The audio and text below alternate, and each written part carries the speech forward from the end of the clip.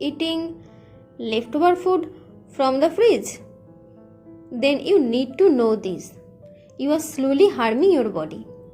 We all think if it's in the fridge, it's safe, right? Wrong. The fridge only slows down bacteria. It does not kill them. That means your leftover food can still cause food poisoning, vomiting, and diarrhea.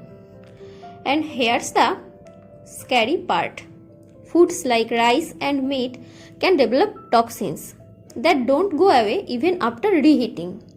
And don't think the nutrition stays the same. Over time, important vitamins like B and C start breaking down. And if you keep reheating the same food again and again, you are basically destroying whatever nutrients are left. So, what should you do? Simple.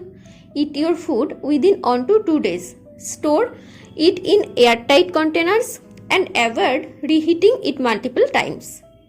Remember, your fridge does not make food immortal. Fresh food is always your body's best friend. Follow for more health tips. Thank you.